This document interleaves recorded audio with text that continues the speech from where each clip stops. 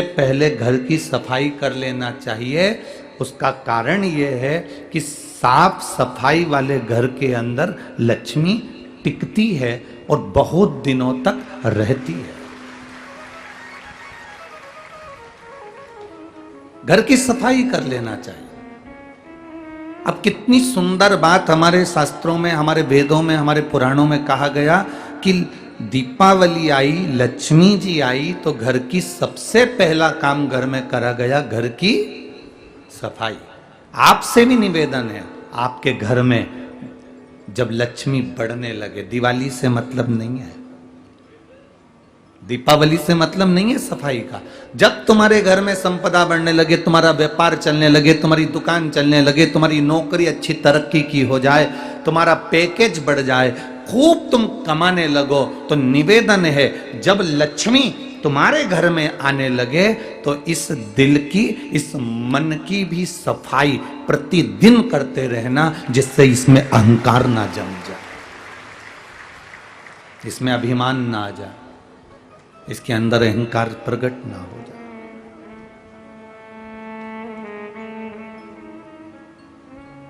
जब आप अपने दिल की सफाई कर कर रखोगे, अभिमत्ता में नहीं फूलोगे, अहंकार में नहीं फूलोगे, अहंकार में अधिक नहीं बढ़ पाओगे, तो ये निश्चित है तुम्हारे यहां लक्ष्मी टिकेगी। जिसका घर साफ हो जाता है, सफाई हो जाती है, उसके यहां लक्ष्मी थोड़ी टिकती है, रुकती है, रहती है।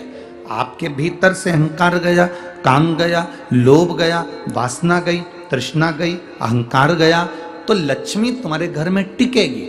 और अगर तुम थोड़े बहुत भी अहंकार में फूल गए, मेरा पैसा, मेरी दौलत, मेरी गाड़ी, मेरा बंगला, मेरा वैभव, मेरी सत्ता, तुम मुझे जानते नहीं हो, तुम मुझे पहचानते नहीं हो, जब तुम अहंकार में फूलने लगोगे तो लक्ष्मी फिर टिकती नहीं, फिर लक्ष्मी चली जाती है, वहां टिकेगी नहीं लक्ष्मी। इसलिए दीपावली के पहले का सबसे पहला काम है सफाई करना। सफाई का मतलब ये नहीं है कि घर की सफाई करना, सफाई का मतलब है अपने दिल की सफाई करना, अपने मन की सफाई करना, इसके अंदर अहंकार ना रह जाए, इसके अंदर काम आसक्ति, तृष्णा ना रह जाए।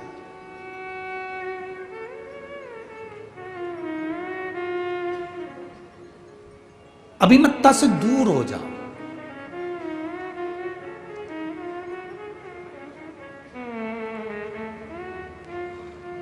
शिव महापुराण की एक बात अपनी जिंदगी में बहुत अच्छे से उतार कर रखी है, जो आपके जिंदगी में, आपके भी जीवन में और हमारे भी जीवन में काम आती है।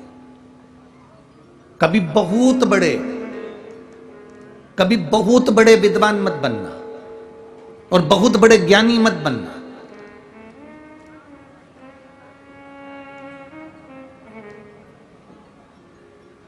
ज्यादा विद्वान बन जाते हैं, ज्यादा ज्ञानी बन जाते हैं, तो वो भरा हुआ जो मटका है ना, वो झलकता है। अंदर अगर पात्र के अंदर दूध भरा हुआ है, पात्र के अंदर, बर्तन के अंदर अगर पानी भरा हुआ है, तो अलग से हम पानी डालेंगे तो उसमें भराएगा नहीं, बाहर झलक जाएगा। उसमें दूध भराएगा नहीं, झलक जाएगा। उसमें तेल भराएगा नहीं, तेल झलक जाएगा। अगर वो पात्र खाली है, पात्र अगर खाली है, तो उसमें जो भरोगे वो भरता चले जाएगा। तो बहुत विद्वान नहीं बनना, बहुत ज्ञानवान नहीं बनना हमको कि मुझे सब आता है, मेरे को सब कथा मालूम है, मेरे को मत सुनाओ, तुम मुझे मत बताओ।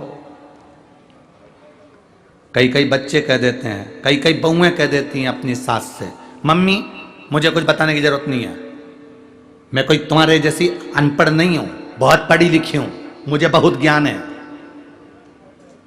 कई बार बेटे कह देते हैं, पापा तुम्हारे लेवल से दुकान चलाते होगे, मुझे मेरे लेवल से चलाना है, मैं सुन नहीं सकता, मुझे सब पता है, मुझे सब ज्ञान है। थोड़ा सा पढ़ लेने से, थोड़ा सा विद्या अध्ययन कर लेने से बहुत ज्ञानी मत बनना। निवेदन है, बहुत ज्ञानी नहीं। 4 इंजीनियर एक आड़ा टेढ़ा पाइप, उस आड़े टेढ़े पाइप में 4 इंजीनियर एक तार को डाल रहे थे और वो इंजीनियर से तार अंदर नहीं गया। एक किसान उन इंजीनियर को देखकर दुखी हो गया। उसने कहा तुम्हें देख रहा हूं 4 दिन से तुम तार कोर्स के अंदर डाल रहे हो, आड़ा टेढ़ा पाइप है, इसमें जा नहीं रहा, मैं डाल सकता हूं। चारों इंजीनियरों ने विचार करा, बताओ कैसा मूर्ख है, एक तो किसान गांव में रहने वाला, अकल तेरे में नहीं, हम 4 बड़े बड़े इंजीनियर, हमारी विद्वत्ता को तू क्या जानेगा, क्या तू इस तार को अंदर डाल सकता है? हाँ डाल दूंगा। एक इंजीनियर का दे दो इसको। उसने कहा अब भी आया, घर गया, घर के मकान में से एक चूहे को पकड़ लाया, चूहे की पूंछ में तार को बांध दिया, चूहे को अंदर छोड़ दिया, तार बाहर निकल गया, तार बाहर निकल गया। कभी कभी बहुत विद्वत्ता का अभिमान हमको डुबो देता है। रावण में और हनुमान जी में एक बहुत बड़ा अंतर था। रावण कौन था?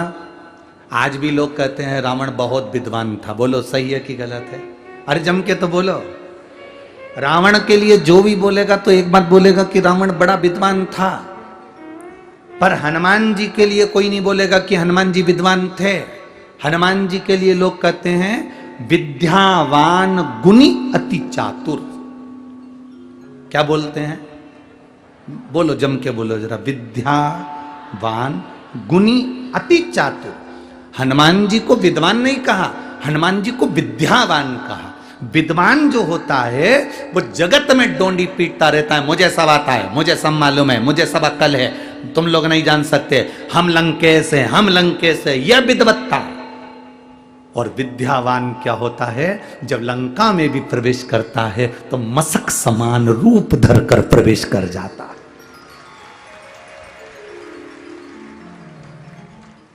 विद्वान में और विद्यावान में अंतर है। विद्वान झुकना पसंद नहीं करता, विद्वान छोटा बनना पसंद नहीं करता, और विद्यावान बहुत छोटा होकर अपना काम निकालकर आगे बढ़ता चले जाता है, वो विद्यावान होता है।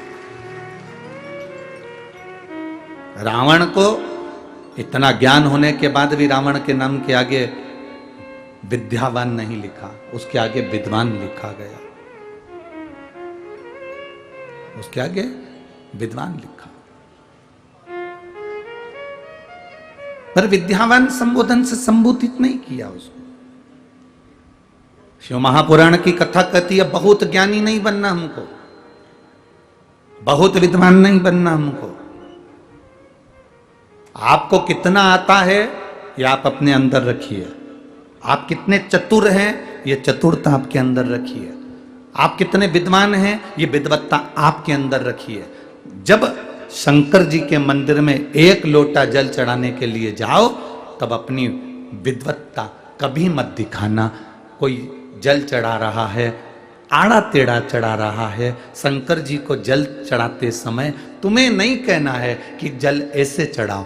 तुम जब वो जल चढ़ाकर मंदिर के बाहर चले जाए और आप भी मंदिर के बाहर हो जाओ तब कहो कि तुम गलत तरीके से जल चढ़ा रहे थे, जल चढ़ाने का तरीका ये है, बेलपत्री चढ़ाने का तरीका ये है। पर भोलेनाथ के सामने अपनी विद्वत्ता नहीं दिखाना, अपना विद्वान पद मत दिखाना, भगवान के सामने ये मत दिखाना कि मुझे बहुत कुछ आता है और इसको कुछ नहीं आता। भगवान के सामने तुम ये कभी मत दिखाना कि मुझे सब कुछ आता है, इसको कुछ नहीं आता। जितने छोटे बन जाओगे मेरे भोले बाबा के आगे, जितने नरम बन जाओगे मेरे शंकर जी के सामने, जितने छोटे बन जाओगे उतनी झोली भरकर अपने घर पर लेकर जाओगे। जितने छोटे बन सकते हो उतने बन जाओ, जितने नम्र बन सकते हो उतने बन जाओ।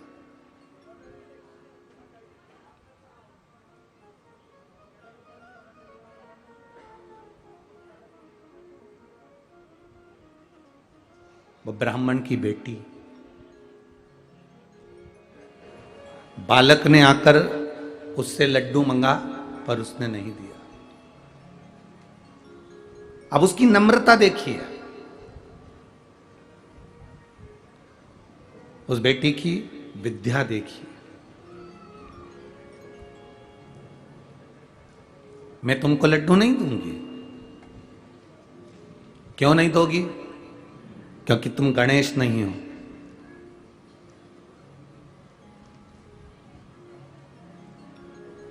अगर तुम गणेश होते तो तुम्हारी सूंड होती, अगर तुम गणेश होते तो तुम्हारे बड़े बड़े कान होते, अगर तुम गणेश होते तो तुम्हारी तोंद निकली हुई होती, अगर तुम गणेश होते तो तुम्हारा गज का मुख होता, पर तुम्हारा तो मनुष्य का मुख है। तुम तो मानव का मुख लेकर बैठे हो, तुम गणेश नहीं। गणेश जी ने कहा,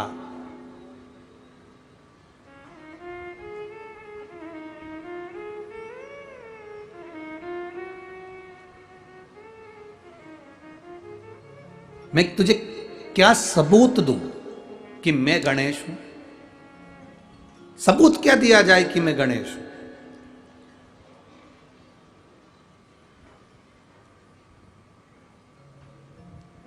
यह अनभिज्ञता है हमारी। एक छोटा सा लड़का पापा की शादी की एल्बम देख रहा था। किसकी शादी की? जम के बोलो जरा। पापा की शादी की एल्बम देख रहा है, और पापा की शादी की एल्बम देखते देखते देखते देखते एल्बम जब वो देखना प्रारंभ करा, देखता गया देखता गया देखता गया, पर वो एल्बम को देखते देखते देखते देखते आखिरी में खूब जोर जोर से रोने लगा। तो मम्मी ने पूछा, क्यों रो रहा है? इसमें मेरा फोटो नहीं है।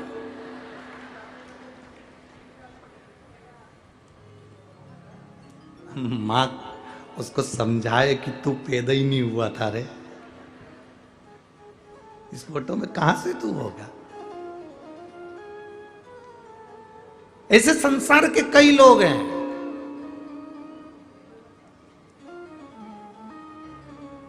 जो रामायण पढ़ते हैं पर रामायण पर विश्वास नहीं करते, महाभारत पढ़ते हैं पर महाभारत पर विश्वास नहीं करते, शिव पुराण सुनते हैं पर शिव पुराण पर विश्वास नहीं करते। जो शंकर पर, राम पर, कृष्ण पर, हमारे वेदों पर, हमारी पुराणों पर, हमारी शास्त्रों पर जो विश्वास नहीं करता, समझ लेना कि वो पापा की एल्बम देखकर जिद कर रहा है कि मैं कहां हूं इसमें। उसको ये नहीं मालूम कि क्या शास्त्र, क्या वेद, क्या पुराण।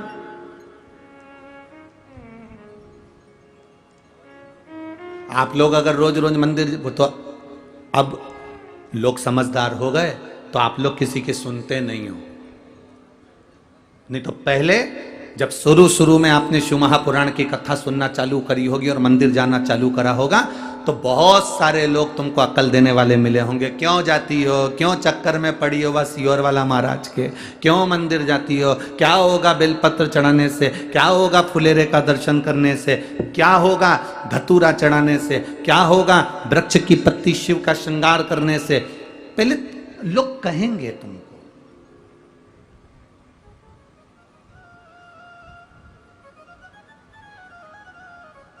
पर मेरा बेटियों से, बेटों से, मेरा माताओं से, मेरा पुरुषों से सबसे निवेदन है, आज हरतालिका तीज है, आप 5 फुलेरे का दर्शन करने जाना, और 5 फुलेरे का दर्शन कर कर एक डायरी पर लिखकर रखना कि आज 18 सितंबर को मैंने फुलेरे का दर्शन करा था और 5 फुलेरे का दर्शन करते हुए मैंने बाबा से ये मांगा था, अगले साल वो फुलेरा बंधने से पहले तेरी मनोकामना पूर्ण होती कि नहीं होती, तू अंदाजा लगा कर लिख के जरूर रखना कि सियोर वाला महाराज कहीं झूठ तो नहीं बोल दिया।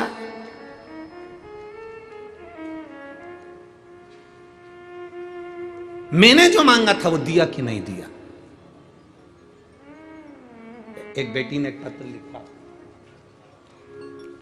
मेरा नाम अनीता खुटेटा, पत्नी श्री ओम प्रकाश खुटेटा है, मैं राहटनी पुणे की रहने वाली हूं, पुणे की रहने वाली हूं।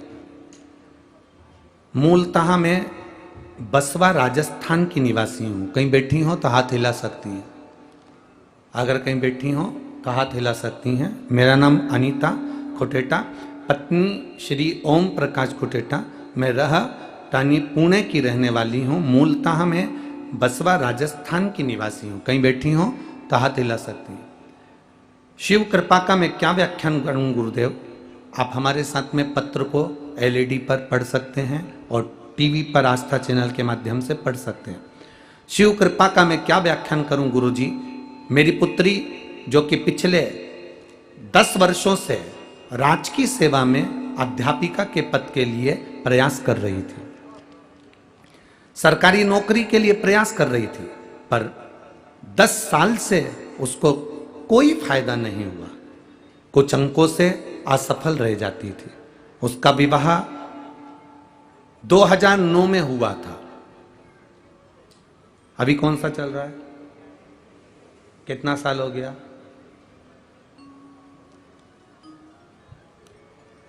अब 2009 में उसका विवाह हुआ था। तब से 2009 से वो प्रयास करती रही कि मेरी नौकरी लग जाए, नौकरी लग जाए, नौकरी लग जाए, पर नौकरी नहीं लगी गुरुदेव। आखिरी में पिछले वर्ष फुलोरे का मतलब आपने बताया था, अब इस पत्र को देखिए, फुलेरे का मतलब आपने बताया था। उस फुलेरे का दर्शन मैंने अपनी बेटी से कहा कि वो कर, और बाबा की कृपा का मैं क्या वर्णन करूं। राजस्थान सरकार में इसने बहुत पहले एक एग्जाम दिया था शिक्षक पद के लिए, जिसकी नियुक्ति बाबा ने बस फुलेरे का दर्शन कराकर इसको उस सरकारी शिक्षिका के पद पर नियुक्ति प्रदान की। यह शिव तत्व है, इसको घड़ी कहते हैं, इसको शंभू कहते हैं। और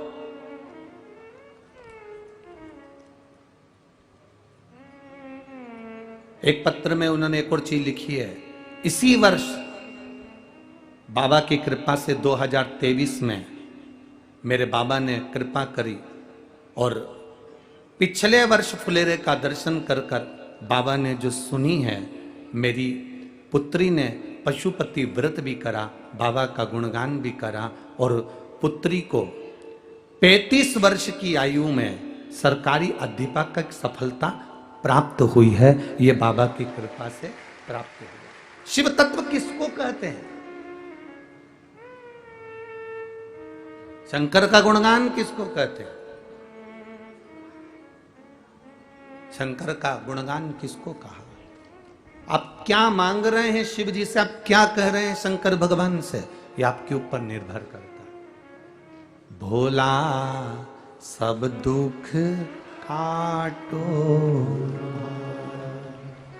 पत्नी से अभी मिले नहीं हो एक बार गुरु जी, और आप कहते हो कि नारी का सम्मान करो, आदर करो, अभी आप मेरी पत्नी से मिले नहीं हो। हम उनसे कहते हैं भाई हम आपकी पत्नी से मिलना भी नहीं चाहते और हमें मिलना भी नहीं है। हम तो इतना कहना चाहते हैं, तुम्हारी पत्नी मॉल में जाती है कपड़ा खरीदने के लिए, पूरी दुकान फैला कर आ जाती है।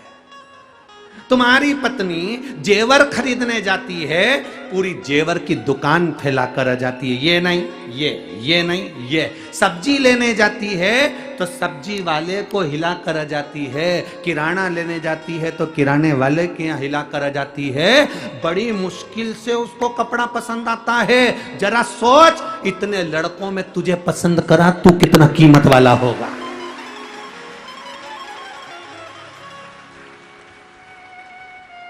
और तू कह रहा है कि मेरी पत्नी से भी मिले नहीं हो। अरे तेरे जैसे हीरे को देख लिया बहुत।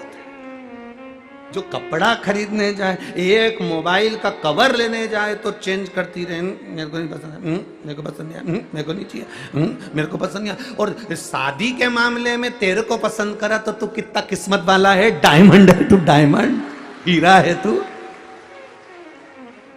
और कह रहा है कि तुम मेरी पत्नी से मिले नहीं हो। क्या करूं मिलके, है क्या करना मिलके। अब तुझे देख लिया ना, बस उसकी पसंद इतनी अच्छी है, उससे समझ में आ गया कि कितनी अच्छी है, बस बहुत है। और कि तुम मिले नहीं हो, तुम तो कह देते हो नारी का सम्मान करो, आदर करो, शंकर भगवान पार्वती जी का करे, करना चाहिए, करो।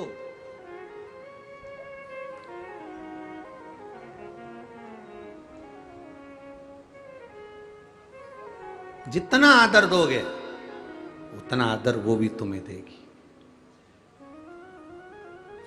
शिव कथा कहती है शंकर भगवान ने पार्वती जी को ऊंचे स्थान पर बिठाया।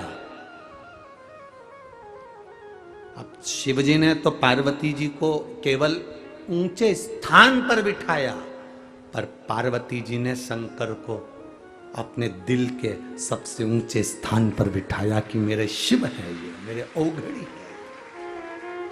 मेरे शंभु, मेरे त्रिकालदर्शी, मेरे कैलाशी।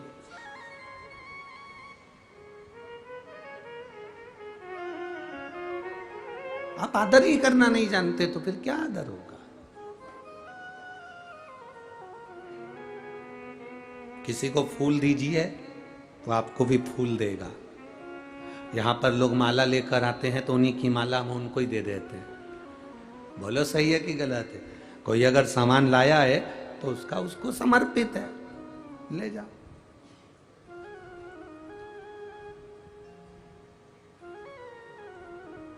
फूल दिया तो फूल दे दिया, बेलपत्र दी बेलपत्र दे दिया, माला दी माला दे दी, वस्त्र दिया वस्त्र दे दिया, जो दिया उसको वापिस वही मिला।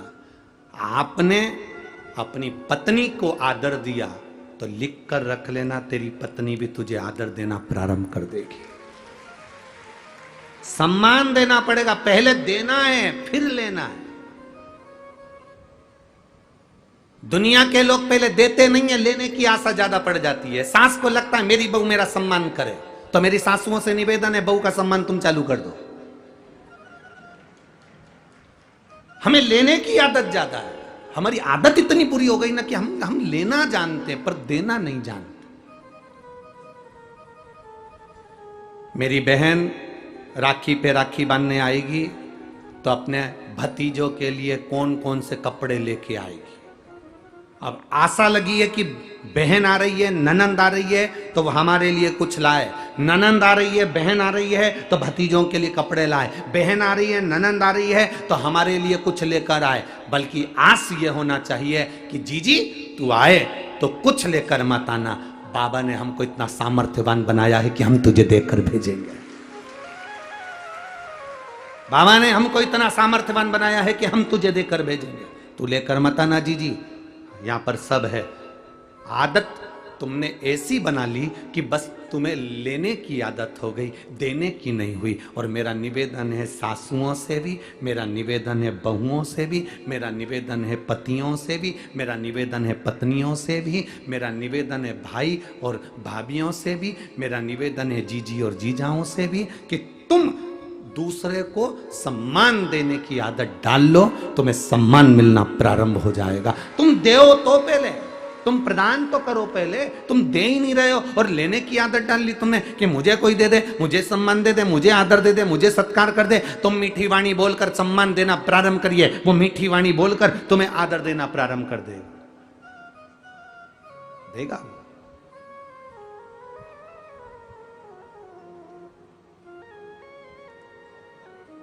हमारे यहाँ महाराष्ट्र में लिखा रहता है जगह जगह पर अतिथि देवो, बोलो बोलो जम के जरा बोले, अतिथि देवो भव। कौन सा अतिथि?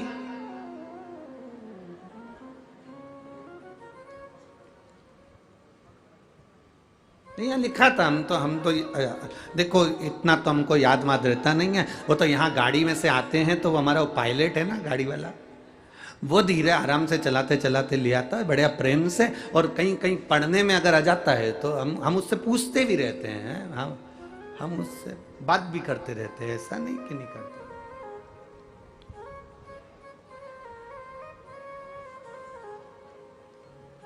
अब वो हमने उससे पूछा क्यों रे, पुणे में कल बहुत गर्दी थी, तो हमने उससे पूछा कि इसको मराठी में बोल। तो हमने उससे बोला कि हम बोल रहे थे उसको, हमारी भाषा में गलत हो सकता है कि सकाली गर्दी जास्ती आहे, तो हम ऐसा उसको बोल रहे थे। तो वो बोला गुरुजी तुम्हें कभी मराठी नहीं आ सकती। हमने कहा हो ए भाव तेरे को ताती ना, तो क्या चांगली सब आते, हमने ठीक है बढ़िया। पर तेर को आती ना, बाकी अपनी मराठी तो ये कथा वाले समझ जाते, बस इनको समझ में आ जाए ना बस बहुत है।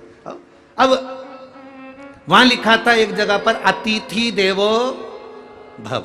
अतिथि कौन, कौन सा अतिथि? दो तरह के अतिथि होते हैं, दो तरह के मेहमान होते हैं। एक मेहमान वो होता है जो मन देखकर आता है, और दूसरा मेहमान वो होता है जो तुम्हारा मकान देखकर आता है।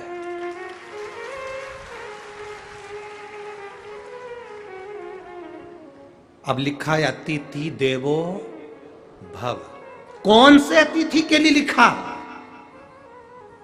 जिसने तुम्हारा घर नहीं देखा, जिसने तुम्हारा मकान नहीं देखा, जिसने तुम्हारे घर में पूरन पोली नहीं देखी, जिसने तुम्हारे घर में कुछ नहीं देखा, केवल देखा तो मेरी मौसी का मन बहुत अच्छा है, मेरा भाऊ बहुत अच्छा है, मेरे मामा बहुत अच्छे हैं, मेरी भाभी बहुत अच्छी है, मेरे काका बहुत अच्छे हैं। जो मन देखकर तुम्हारे घर में मेहमान आता है, वो मेहमान के लिए लिखा होता है अतिथि देवो भव। और तुम्हारी सत्ता बड़ी, तुम्हारा वैभव बड़ा, तुम्हारा बंगला बड़ा, तुम्हारी कोठी बड़ी, तुम्हारे फ्लैट बड़े, तुम्हारी गाड़ी बड़ी और तुम्हारा मकान बड़ा, आज तक तुम्हारी याद नहीं आई थी। पर जैसे जैसे तुम्हारा नाम बढ़ा, वैसे वैसे मेहमान को तुम्हारी याद आ जाए, तो ये अतिथि देवो भव नहीं है। इसको अतिथि देवो भव नहीं कहेंगे, इसको धन देव भव कहेंगे। कि ये केवल पैसा देखकर, या इसको कहेंगे दिखावा देव भव, बस केवल धन देखकर, गाड़ी बंगला देखकर रिश्तेदारी बन गई, बहुत लोग आने लगे, बहुत संबंध होने लगे। अब पैसा बढ़ा, नाम बड़ी, शोहरत बढ़ी, तो लोग बढ़ गए। उनको पहचानते हो?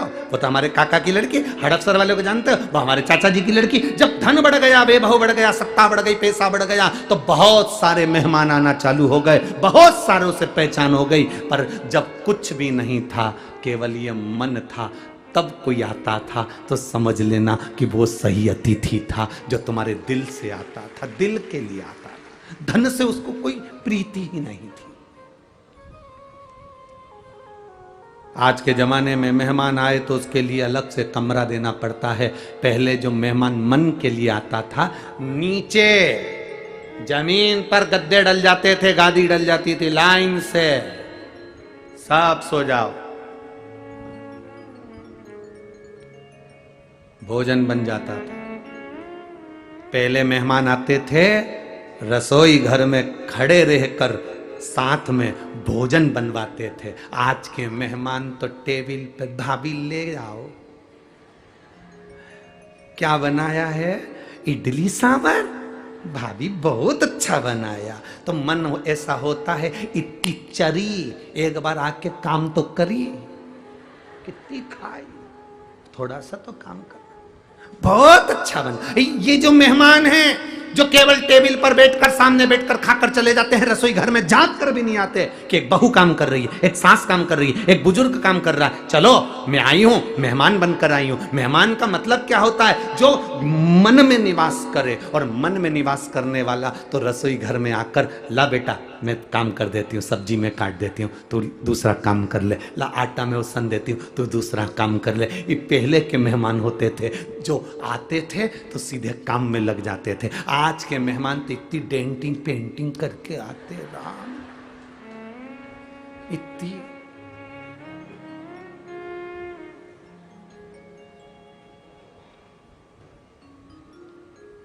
इनको तो हंसने की भी फुर्सत नहीं रहती। ज्यादा हंस दे तो दांत में लिपस्टिक चिपक जाए, तो हंस भी नहीं सकते। अब इन मेहमान से क्या आशा रखो? अब कह रहे अतिथि देवो भव, तो जहां कहीं भी लिखा हुआ अतिथि देवो भव, तो समझ लेना ये मन वाले के लिए लिखा है, मकान वालों के लिए नहीं। जो मकान देख कर आते हैं वो मेहमान नहीं हो सकते, जो मन देख कर आया वो मेहमान है। वो हमारे लिए अतिथि परमात्मा के तुल्य है, देव के तुल्य है।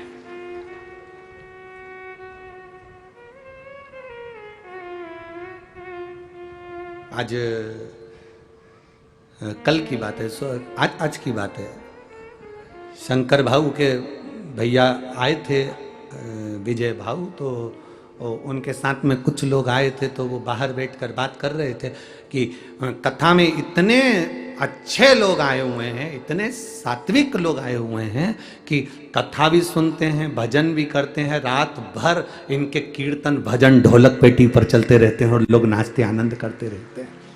ये अतिथि हैं जो मन से आए, ये मकान देखकर नहीं, ये देखकर नहीं आए कि आप आमदार हो, ये देखकर नहीं आए कि आप प्रदेश के अध्यक्ष हो या देश के अध्यक्ष हो या आपके शहर के अध्यक्ष हो, ये देखकर आए हैं कि आप शंकर जी की कथा करा रहे हो तो आप शंकर के तुल्य हो, इसलिए शिव महापुराण की कथा में पहुंचे।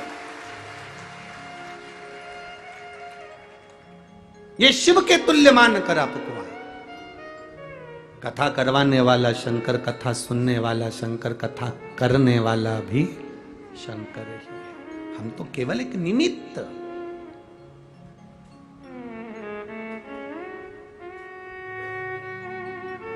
और शंकर भाऊ जगताप जी, अश्विनी ताई को और विजय भाऊ जगताप जी को मैं धन्यवाद दूंगा कि पानी भी खूब आया, रोज कथा के समय जलवृष्टि भी होती है, रोज व्यवस्थाएं भी डामाडोल, क्योंकि पानी आता है तो थोड़ा सा तकलीफें तो होती है।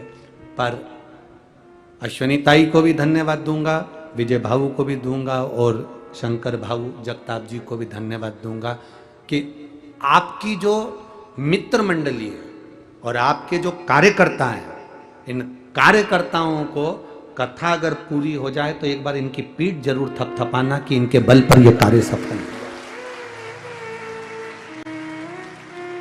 और मैं धन्यवाद दूंगा यहाँ के कलेक्टर महोदय, SP, SDM, DSP, TI, commissioner, police प्रशासन को और यहाँ के कलेक्टर, एसपी, डीएसपी आदि का जो पदाधिकारी गण हैं उनको, और जितने कांस्टेबल यहाँ लगे हुए हैं और जितने पुलिस कर्मी यहाँ लगे हैं और डॉक्टर कर्मी यहाँ लगे हैं, उनको साधुवाद दूंगा जो पानी को पानी नहीं देख रहे और रोडों पर खड़े होकर ट्रैफिक व्यवस्था और सारी व्यवस्था में लगे।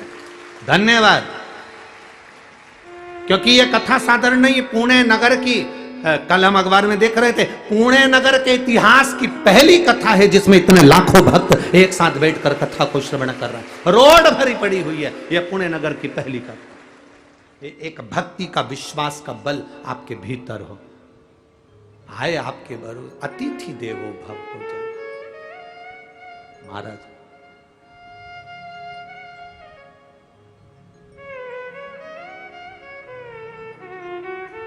कहा, बेटी ने कहा कि मुझे गणेश जी को मैं लड्डू दूंगी पर तुझे नहीं दूंगी, मैं तुझे नहीं दूंगी। मैं पहचान क्या तेरी?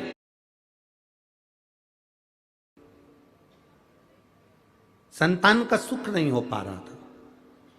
बच्चा अगर ठहरता था तो वो वापिस गिर जाता था, संतान का सुख नहीं हुआ।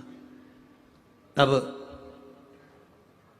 हमने डॉक्टर को दिखाया तो डॉक्टर ने कहा कि तुम्हारे गर्भाशय में गांठ है, उस गांठ के कारण तुम्हें संतान का सुख नहीं होगा।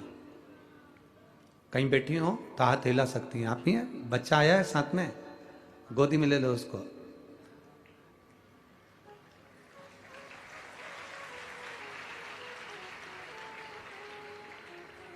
डॉक्टर ने कहा तुम्हारे शरीर में गांठ है, गर्भाशय में बच्चे का जन्म नहीं होगा और संतान का सुख कभी नहीं होगा। जब तक गर्भाशय की गांठ का ऑपरेशन नहीं हो जाता संतान का सुख नहीं होगा। बड़े टेंशन में हो गए।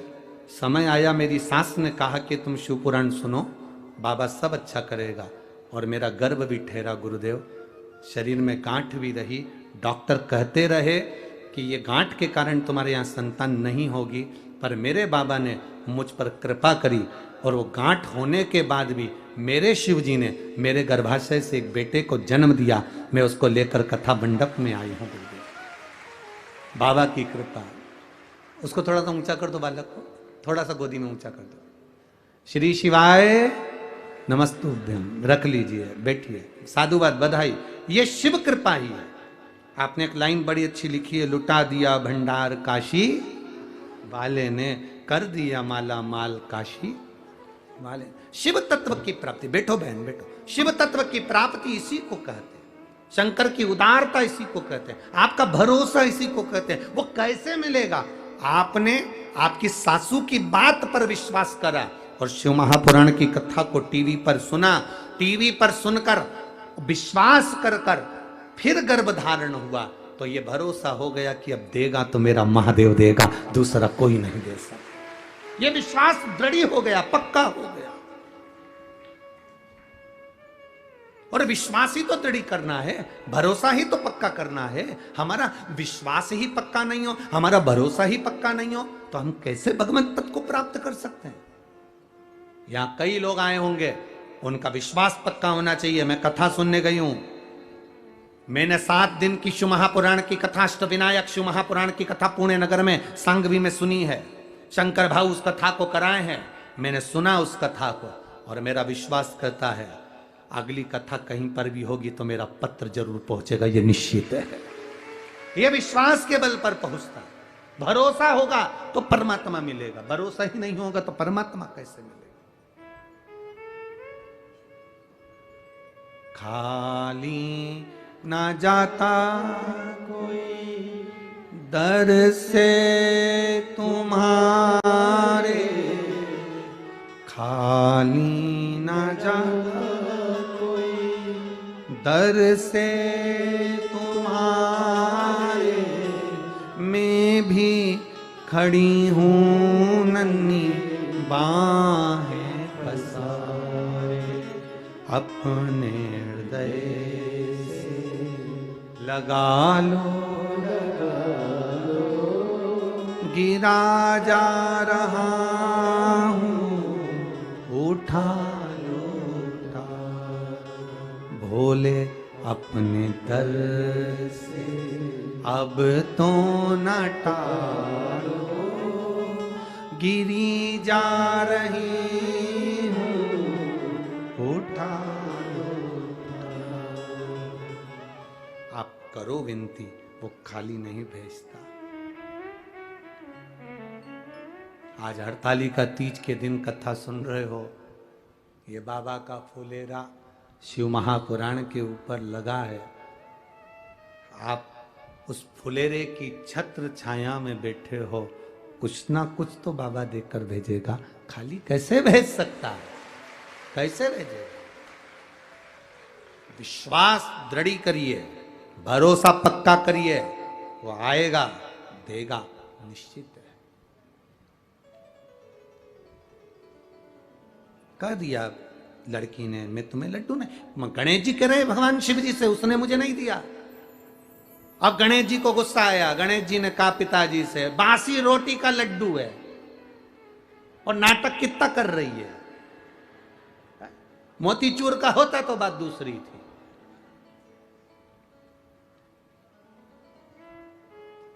शंकर भगवान ने पार्वती जी को इशारा कर दिया, आज इसको एक भी लड्डू मत देना। आज गणेश जी को लड्डू नहीं मिलना।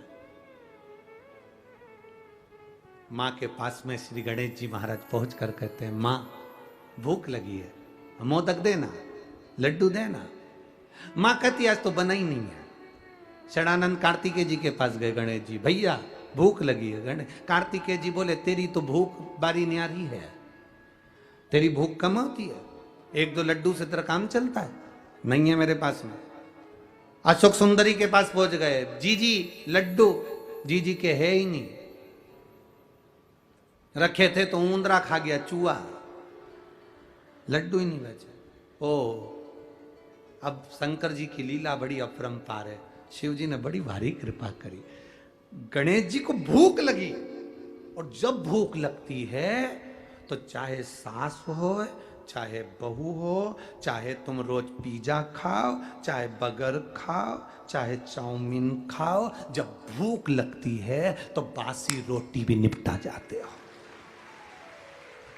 भूख लगने पर है, भूख लगी तो बासी रोटी। अब गणेश जी को याद आया, रात्रि का समय, मध्य रात्रि हो रही है, लड़की बेटी गणेश को पुकार रही है, मेरा गणेश आएगा, 2 लड्डू उसका, आधा पानी उसका, आधा लड्डू मेरा और आधा पानी मेरा। बस गणेश जी को याद आ गया, इतनी रात्रि को मंदिर भी बंद पड़े, कौन भोग लगाएगा, क्या करूं। एक ही बेटी है जो आधी रात को भी मुझे बुला रही है, आधी रात को।